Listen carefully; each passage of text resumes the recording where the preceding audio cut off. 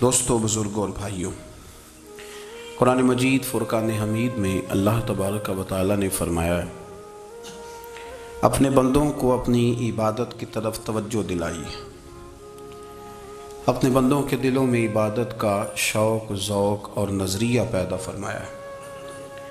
فرمایا یا ایھا الناس اعبدوا ربکم الذی خلقکم، اے ایمان والو، اے لوگو، اپنے اس رب کی عبادت کرو جس نے تمہیں پیدا کیا ہے، والذین من قبلکم، اور ان لوگوں کو بھی پیدا کیا ہے جو تم سے پہلے تھے۔ تمہیں عبادت کا نفع یہ ملے گا لعلکم تتقون، کہ تم پرہیزگار ہو جاؤ گے۔ عبادت اس لیے کرو کہ اللہ نے تمہیں پیدا کیا ہے، اور اس لیے کہ تم سے پہلے لوگوں کو بھی اللہ نے پیدا کیا ہے۔ اور پھر ارشاد فرمایا کہ الذی جعل لکم الارض فراشا، وہی رب ہے جس نے تمہارے لیے زمین کو فرش بنایا ہے، والسماء بنا، اور آسمان کو چھت بنایا، وانزل من السماء ماء فاخرج به من الثمرات رزقا لکم، زمین کو فرش بنایا، آسمان کو چھت بنایا، پھر آسمان سے پانی برسایا جس کے ذریعے پھل نکالے، اور وہ بھی کسی اور کے لیے نہیں، رزقا لکم، تمہارے رزق کے لیے، وہ بھی تمہارے رزق کے لیے۔ یہ ساری نعمتیں تمہیں دی ہیں، اب فلا تجعلوا للہ اندادا، اب تم اللہ کے ساتھ کسی کو شریک نہ بناؤ، وانتم تعلمون، اور تم جانتے بھی ہو، تمہیں خبر بھی، تمہیں پتہ ہے کہ عبادت اللہ کی کرنی چاہیے، تمہیں پتہ ہے کہ نماز پڑھنی چاہیے، تم جانتے ہو کہ نوافل ادا کرنے چاہیے، تمہیں پتہ ہے کہ سجدے آنکھیں بند کر کے جھوٹ کی زندگی جی کے، اپنے ساتھ بددیانتی کر کے، دھوکہ دے کے، اپنے آپ کو دائیں بائیں، اپنے آپ کو کہیں مصروف رکھ کے کچھ وقت ضائع تو کر لیتے ہو، پر تمہیں پتہ تو ہے نا کہ عبادت اللہ کی کرنی، تمہیں اس کی خبر ہے۔ فرمایا اس رب کی، دیکھیں نا، انسان پر اگر کوئی شخص نیکی کر دیتا ہے، احسان کر دیتا ہے، تو انسان اس کے سامنے پھر گردن نہیں اٹھا سکتا، یار یہ میرے مشکل وقت کا دوست ہے، اس نے میرے ساتھ نیکی کی، کبھی بھی گردن نہیں اٹھائے گا، جھکا کے رکھے گا۔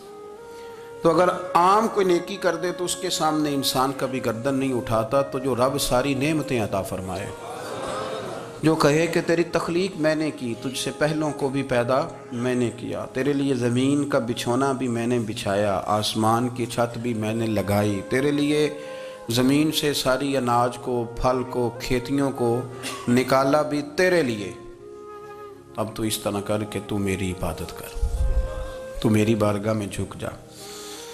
بہت سارے نشے لوگوں کو لگے ہوئے ہوتے ہیں، ہر آدمی کوئی نہ کوئی نشہ کرتا ہے، کوئی دولت کا کرتا ہے، کوئی شہرت کا کرتا ہے، کوئی اپنی تعریف کا نشہ کرتا ہے، دو چار لوگوں سے تعریف سن کے مطمئن ہو جاتا ہے۔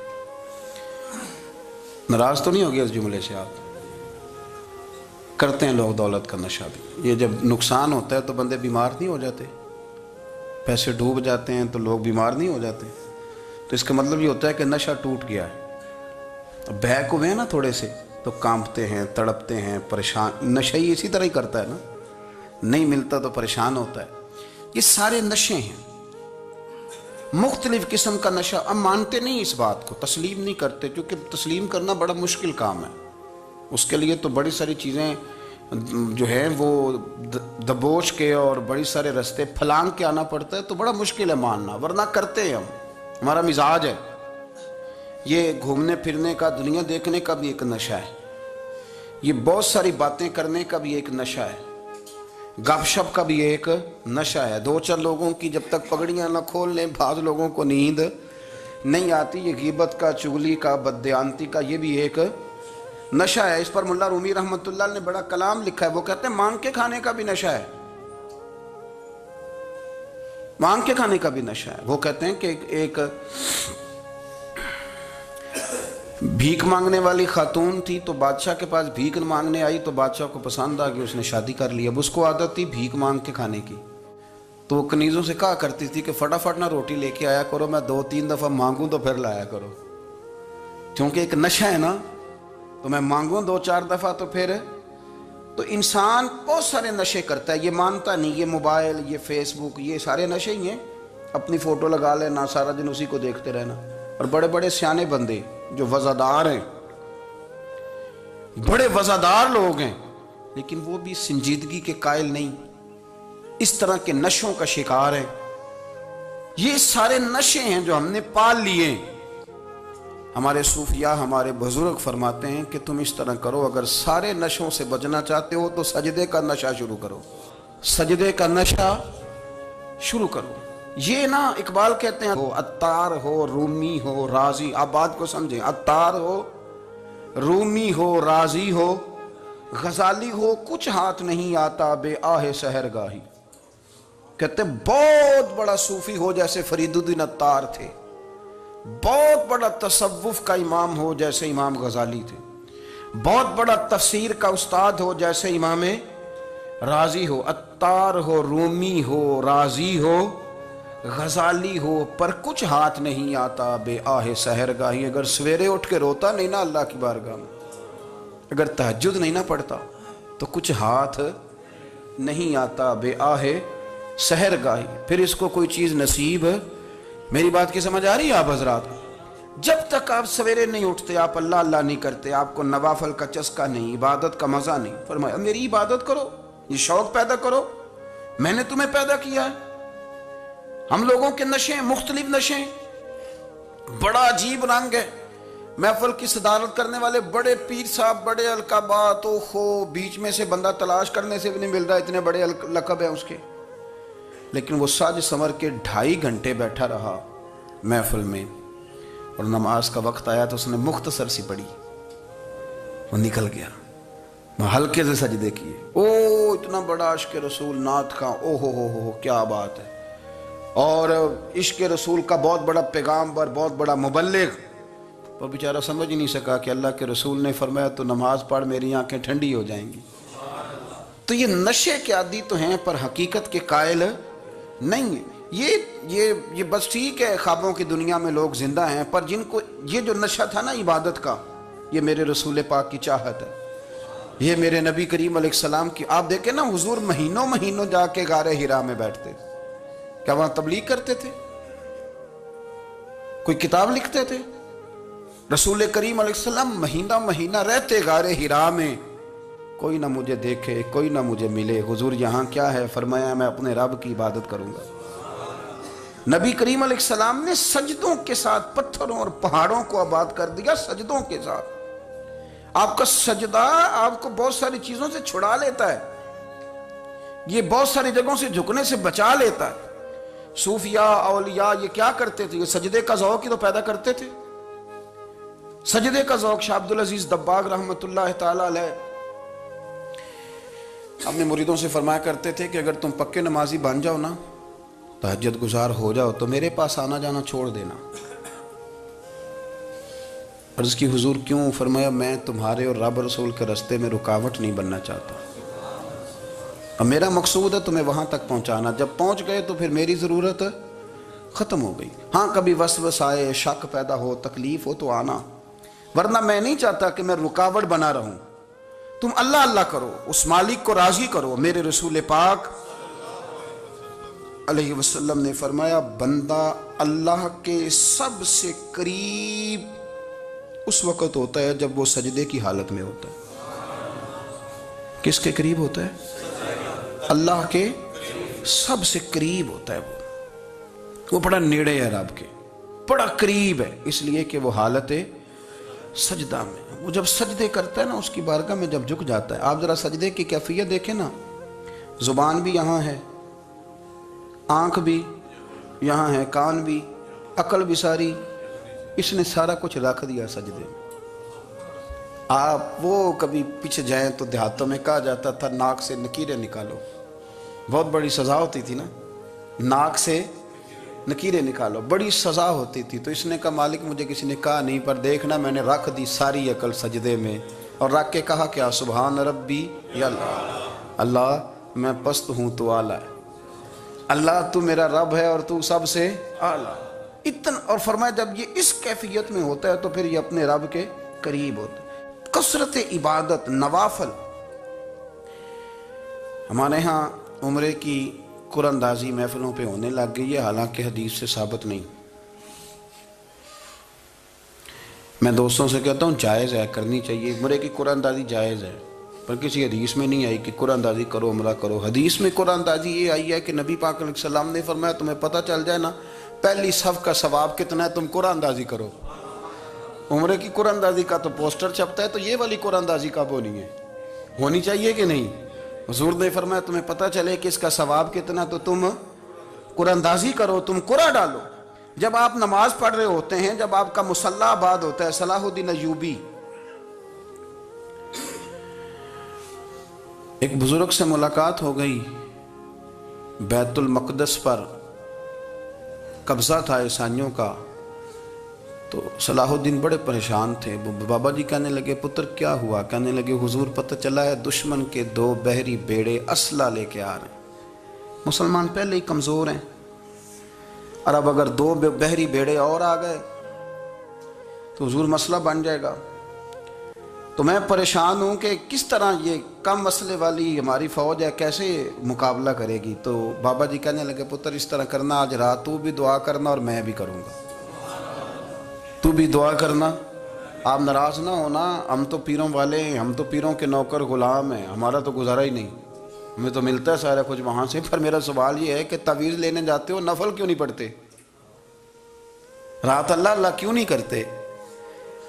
یہ بھی تو ہمارے بزرگوں کا ہی طریقہ ہے، انہوں نے تو ہمیں سکھایا ہے.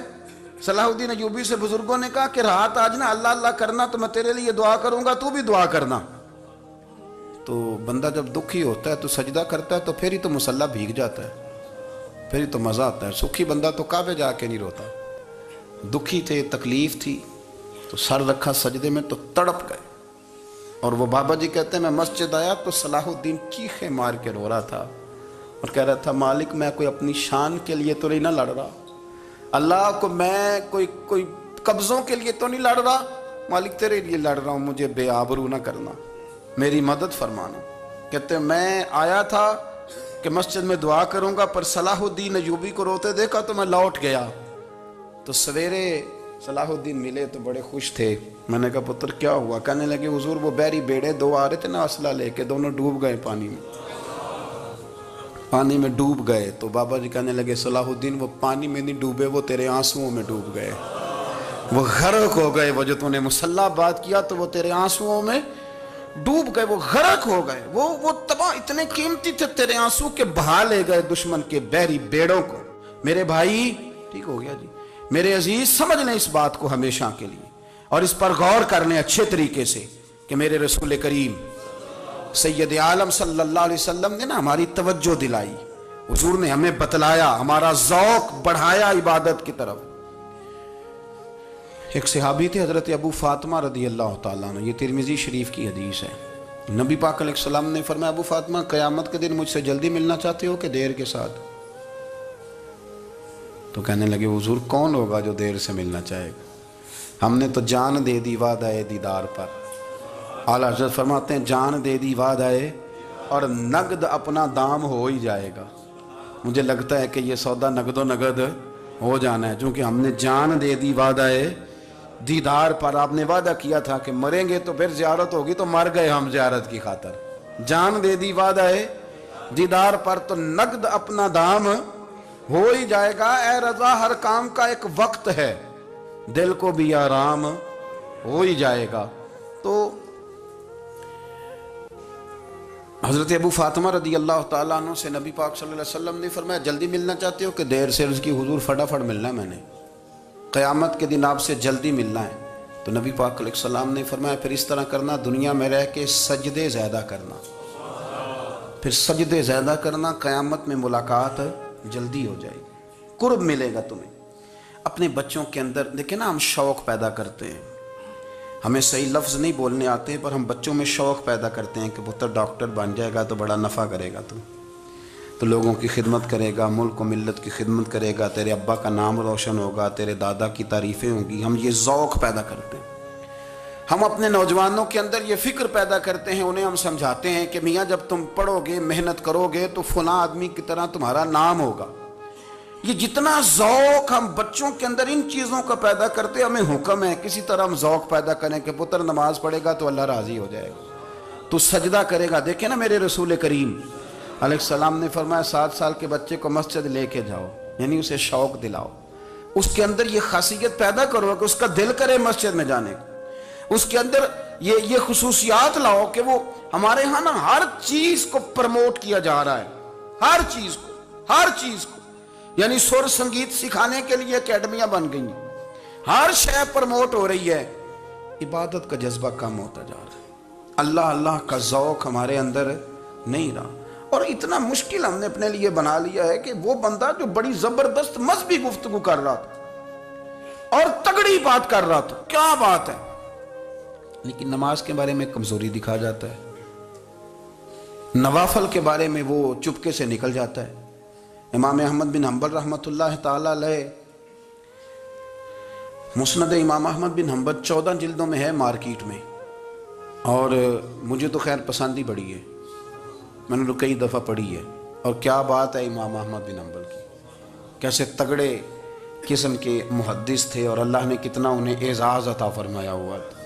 یہ کوڑے بھی کھاتے تھے دین کی خاطر، سارا کرتا لہو سے بھر بھی جایا کرتا تھا، بڑا اعزاز والا شخص تھے، بڑے اعزاز والے، حدیثیں جمع کرنا، حدیثیں لکھنا، حدیث پڑھانا، سارا دن رہتے تھے، کہہ سکتے تھے کہ میں کر تو رہا ہوں کام، اور حدیث بھی موجود ہے کہ عالم عابد سے افضل ہوتا ہے، پر اس کے باوجود امام احمد بن حنبل رحمۃ اللہ علیہ 300 نفل فرض نمازوں کے علاوہ پڑھا کرتے تھے، 300 نوافل روز پڑھا کرتے تھے۔ ان کے بیٹے نے کہا ابا جی مکان خریدنا ہے تو کوئی جگہ کہاں کر کے لوں، بہت ساری آبادیاں، تو فرمایا پتر وہاں لینا جہاں مسجد قریب ہو۔ میرے رسول کریم سید عالم صلی اللہ علیہ وسلم اتنا پسند کرتے مسجد کو، اتنا پسند کرتے نماز کو، کہ رسول کریم صلی اللہ علیہ وسلم تہجد کی نماز بھی پڑھتے، پھر حضور فجر کی نماز بھی پڑھتے، نبی پاک وتر کو الگ کر کے پڑھتے، عشاء کے ساتھ نہیں پڑھتے۔ یہ تو ہم اس لیے اجازت دی ہمارے بزرگوں نے کہ بعد میں اٹھے گا کون علیحدہ وتر پڑھنے کے لیے، عشاء کے ساتھ پڑھ لے، وتر پڑھتے، تہجد پڑھتے، فجر پڑھتے، اشراق پڑھتے، چاشت پڑھتے، پھر مغرب کی نماز کے بعد 6 رکعت اوابین پڑھتے، پھر رات کو صلاۃ اللیل پڑھتے۔ سیدہ عائشہ صدیقہ کہتی ہیں زمانہ سو جاتا اور میرے رسول مصلی بچھا کے کھڑے ہو جاتے، او یار کھیتی باڑی کر کے نہیں، محنت مزدوری کر کے نہیں۔ جناب عائشہ کہتی ہیں میں یہ بھی دیکھتی کہ حضور ایک آیت شروع کرتے تو ساری رات اسی کو پڑھتے، اور میری نظر جاتی تو قدم مبارک پہ ورم آ جاتا۔ یار نماز پڑھ کے اتنی مشقت کر کے، اتنی جد و جہد کر کے ورم آ گیا، یا رسول اللہ اتنی محنت کیوں کرتے ہو؟ فرمایا افلا اکون عبدا شکورا، کیا میں اپنے رب کا شکر گزار بندہ نہ بنوں؟ صحابہ کا ذوق عبادتوں کا، ریاضتوں کا، تلاوتوں کا، طبیعت ہے ان کی، وہ ایک دوسرے کو، حضرت مولا علی شیر خدا کرم اللہ تعالی وجہہ الکریم کے زمانے میں روم کے بادشاہ نے کہا یار یہ مسلمانوں کا پتہ تو کرو، یہ آخر کیوں اتنے زیادہ مجاہد ہیں؟ اس زمانے میں جاسوس بھیجنے کا مزاج تھا، اب تو جاسوس پکڑا جاتا ہے، اب تو جاسوس ہے، اور جاسوسی کا شوق ویسے آج بھی ہے۔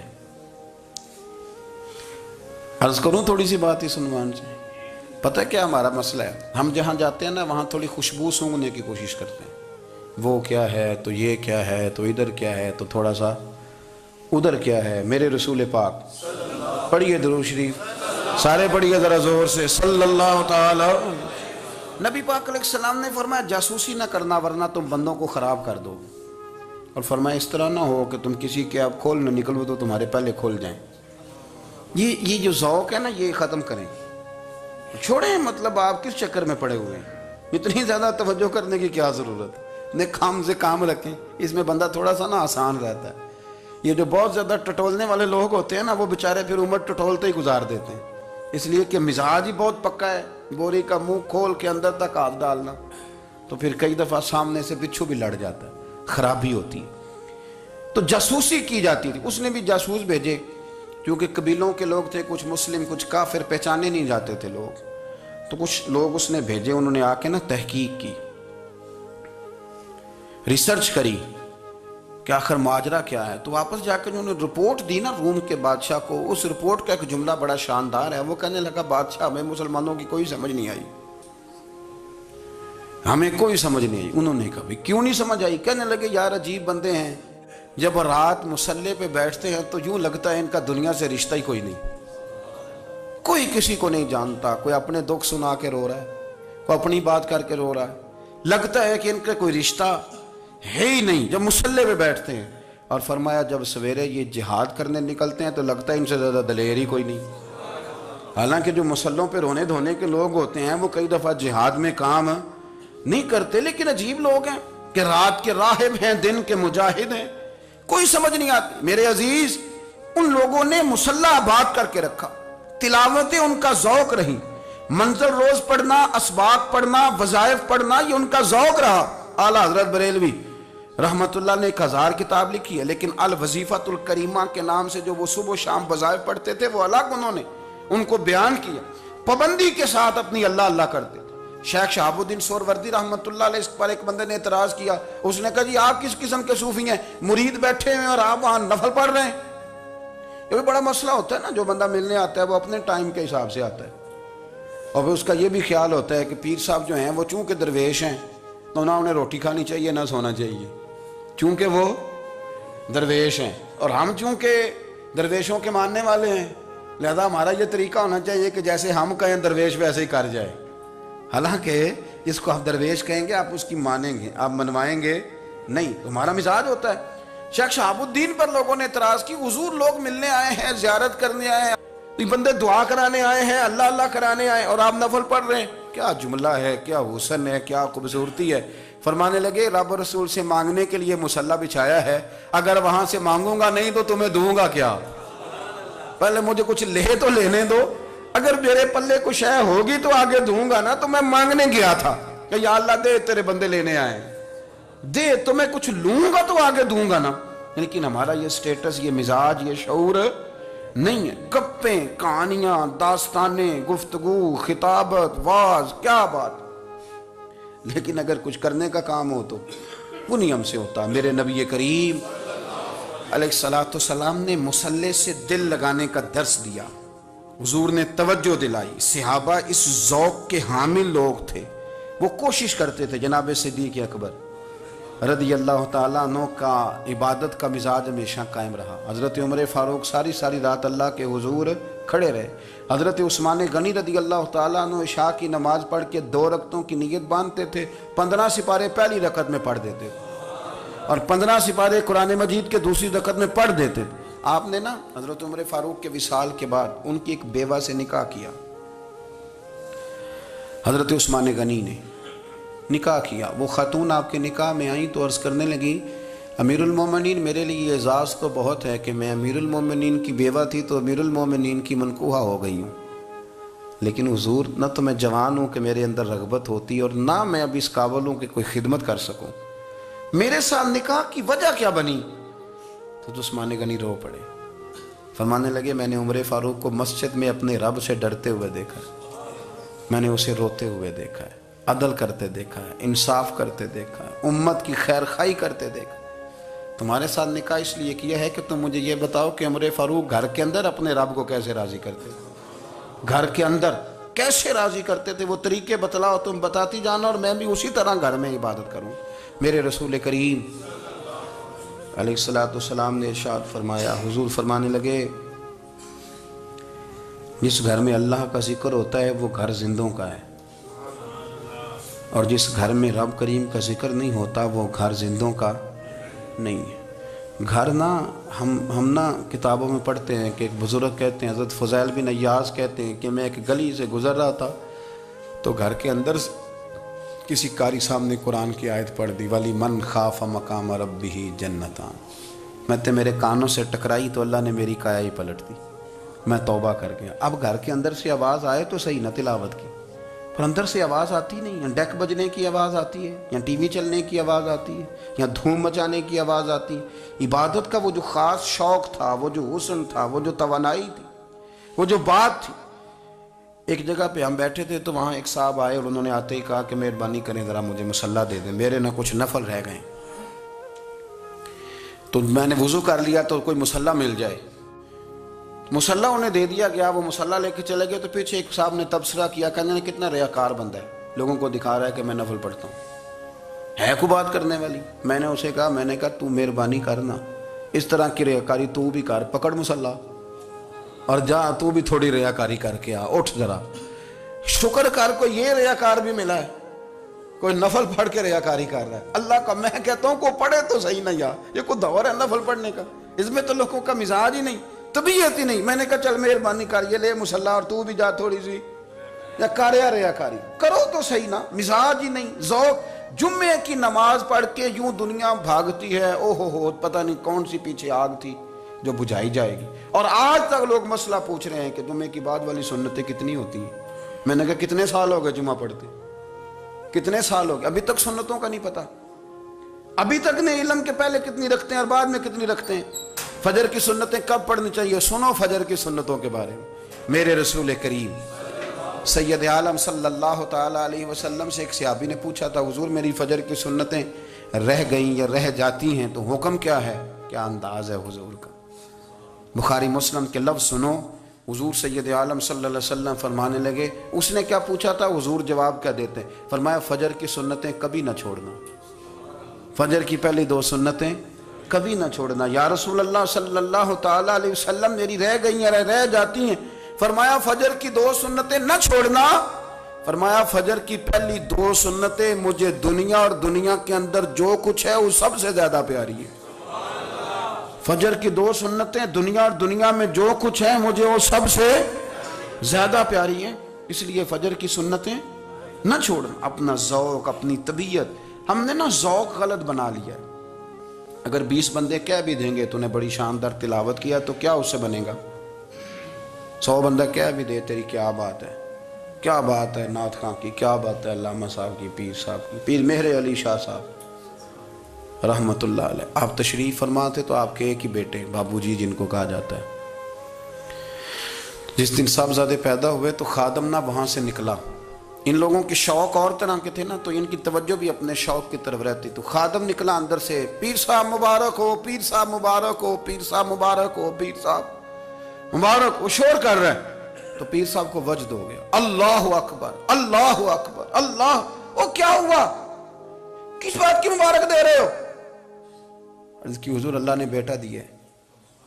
تو آپ فرمانے لگے اچھا حضور آپ کیا ہوا، آپ تو پریشان ہو گئے. فرمانے لگے جب تو نے 3 دفعہ کہا نا مہر علی کو مبارک ہو تو میں سمجھا تھا شاید تجھے کسی نے بتا دیا ہے کہ مہر علی سے اللہ راضی ہو گیا. میں سمجھا تھا کہ شاید تو یہ خبر لے کے آیا ہے کہ کسی نے بتایا ہے کہ مجھے آج خبر ملی ہے کہ مہر علی سے رب اچھا پتر ہوا ہے. الحمدللہ اللہ کا شکر ہے. پر میرے لیے مبارک کا دن وہ ہوگا جب میرا رب کہے گا کہ میں مہر علی سے راضی ہوں. میرے محبوب کہیں گے کہ میں مہر علی سے. آپ بات کو سمجھیں. شوق ہی کسی اور طرف تھا، دل ہی کہیں اور لگا ہوا تھا، طبیعت ہی کہیں اور مائل تھی. کوئی وظیفہ پوچھتے تھے تو پڑھتے تھے وہ لوگ، کچھ اللہ اللہ انہیں بتائی جاتی تھی تو کرنے کا ذوق رکھتے تھے، طبیعت تھی، قائل تھے. حضرت ربیع کہتے ہیں میں بڑی دور سے سفر کر کے گیا حضرت اویس کرنی سے ملنے، بڑی دور سے. اور جب میں پہنچا تو فجر کا وقت تھا تو حضرت اویس کرنی کو میں نے پا لیا. تو وہ نماز پڑھ کے نا قرآن شریف لے کے بیٹھ گئے. فرماتے ہیں اشراق چاشت کا وقت ہوا تو نفلوں کی نیت باندھ لی. محدث ابن الجوزی نے لکھا ہے، فرماتے ہیں پھر جب زوال کا وقت ہوا تو مسجد میں جھاڑو دینے لگ گئے. زور کی نماز پڑھ کے تو عصر کی تیاری تک وہ مسجد میں بیٹھے رہے. اور میرے نبی پاک علیہ السلام نے فرمایا جو نماز کے انتظار میں بیٹھا ہو وہ نماز ہی میں ہے، وہ نماز ہی میں ہے. فرمایا میری دنیا میری امت کی جو رہبانیت ہے نا وہ اتنی ہے کہ نماز کا انتظار کرے. اذان کے بعد نماز کا یہ راہب ہیں، یہ اس وقت چھوڑ کے بیٹھے ہیں سارا کچھ. فرماتے ہیں عصر تک انہوں نے اللہ اللہ کی، پھر مغرب تک کی، عشاء کی نماز ہوئی تو نماز پڑھی تو وہ تھک گئے. اب مجھے وہ فارغ ہوں مصلی چھوڑے تو میں ملاقات کروں نا. یہ آپ حیران نہ ہو کہ اتنی دیر بندہ کیسے اللہ اللہ کر. ہم نے کی نہیں نا اس لیے ہم پریشان ہیں. جو عادی ہوتے ہیں وہ کر بھی لیتے ہیں. وہ یہ کام میری بات کی سمجھ آ رہی ہے؟ جب جاتے ہو کسی دفتر میں تو 8 گھنٹے کھڑے رہ لیتے ہو نا، مجبوری ہوتی ہے تو کھڑے رہا جا سکتا ہے. پاسپورٹ کے دفتر بولیے، امیگریشن کی لائنوں میں، اور میں نے تو امبیسیوں میں بندے 12 گھنٹے پہلے جا کے کھڑے دیکھے. رہ لیتے ہیں کھڑے. تو اگر ان کاموں کے لیے رہا جاتا ہے تو اللہ رسول کے لیے بھی کھڑے رہا جا سکتا ہے۔ تو فرمانے لگے کہ جب عشاء کی نماز کے بعد آخر انسان تھے، تھک گئے، نیند کا غلبہ ہوا، تو تھوڑی ایسے آنکھ بند ہوئی تو کھلی تو رونے لگے۔ حضرت ویسے کرنی، رو کے کہنے لگے مالک مجھے غافل تو نہ کر، ابھی میں نے کیا بھی کچھ نہیں، دن ختم ہو گیا، کوئی نفل نہیں، کوئی اللہ اللہ نہیں، اللہ مجھے غافل نہ کر، میری مدد فرما۔ فرماتے ہیں جب وہ روئے تو میرے ساتھ جو شخص تھا، میں نے کہا اٹھو چلیں، کہنے لگا حضور ملنا نہیں، فرمایا جو میں لینے آیا تھا وہ مجھے مل گیا ہے، جو میں ان سے سیکھنے آیا تھا وہ مجھے نصیب ہو گیا، اب اور میں نے کیا لینا، ختم ہو گئی بات، اٹھو چلیں۔ اللہ کے بندوں نے حضرت ربیہ بن کعب اسلمی رضی اللہ تعالیٰ عنہ فرماتے ہیں، کہتے ہیں جب بنو قریظہ اور بنو نذیر یہودیوں کے ساتھ حضور علیہ السلام نے جنگ کا اعلان فرمایا تو وہ دشمن ہو گئے، ہمیں خطرہ تھا کہ وہ رات کو کہیں محبوب کو تکلیف نہ دیں، تو کچھ لوگ نا تلواریں لے کے نبی پاک کے دروازے پہ پہرے داری کرتے تھے۔ گن مین رکھنا حرام نہیں، اگر کسی کو واقعی خطرہ ہو تو اس کے لیے سنت بھی ہے۔ حضرت علی المرتضیٰ تلوار لے کے حضور کے گھر کا پہرا دیتے تھے۔ حضرت ربیہ بن کعب اسلمی رضی اللہ تعالیٰ عنہ فرماتے ہیں کہ رات میری ڈیوٹی تھی کہ میں حضور کے گھر کا پہرا دوں گا، تو فرماتے ہیں میں باہر سن رہا تھا، ساری رات ہی میرے نبی پاک نے اللہ کی تسبیح پڑھی، ساری رات، کبھی تسبیح، کبھی تحلیل، کبھی تحمید، کبھی تکبیر، ساری رات۔ فرماتے ہیں ساری رات حضور پڑھتے رہے اور ساری رات ہی میں سنتا رہا، مجھے اونگ آ گئی، میری آنکھ لگ گئی، حضور ابھی پڑھ رہے تھے، میں تھک کے سو گیا، اور فرماتے ہیں جب میری آنکھ دوبارہ سے کھلی تو میرے کانوں میں پھر کوئی چیز گونجی، تو میں نے کان لگایا تو میرے حبیب ابھی بھی اللہ کو یاد کر رہے، ساری رات حضور رب کی عبادت کرتے۔ اسی لیے تو کہا یا ایھا المزمل قم اللیل الا قلیلا، حبیب ساری رات تو نہ جاگا کر، تھوڑا آرام بھی کر لیے گا۔ میرے بھائی اپنا مصلی، اپنی عبادات، اپنے وظائف، اللہ اللہ جو آپ نے کسی سے سیکھی ہے اس کو کبھی کمزور نہ ہونے دیں۔ شجرہ شریف جو کسی بزرگ سے آپ لے لیتے ہیں تو کیا رسم ہے کوئی؟ اس پہ کچھ لکھا ہوتا ہے، وہ پڑھنے کے لیے دیا جاتا ہے، اس پہ لکھا ہوتا ہے کہ یہ اللہ اللہ آپ نے کرنی ہے۔ ساری زندگی کسی اسکول میں داخل ہو گئے اور وہاں جا کے آپ نصاب ہی نہ پڑھیں، کتاب ہی نہ کھولیں تو پاس ہو جائیں گے؟ وہ کہتے ہیں میں 20 سال جاتا رہا ملا کچھ نہیں، تو آپ نے لیا کیا ہے؟ ایک اتنی سی کتاب تھی، اس کو تو کھول کے آپ دیکھ نہیں سکے، اس کے وظائف تک تو رسائی نہ ہوئی، اس لیے کہ اللہ اللہ کرنا مشکل ہے اور تصویر کھنچانا یہ آسان کام ہے۔ تو جو آسان ہے اس طرف ہماری توجہ لگی رہتی ہے اور جو مشکل ہے اس طرف ہم ذوق پیدا نہیں کرتے۔ یا ایھا الناس اعبدوا ربکم الذی خلقکم والذین من قبلکم لعلکم تتقون، اے لوگوں اس رب کی عبادت کرو جس نے تمہیں پیدا کیا اور تم سے پہلوں کو پیدا کیا، اس لیے عبادت کرو کہ تم پرہیزگار ہو جاؤ گے۔ مالک سمجھنے کی توفیق عطا فرمائے۔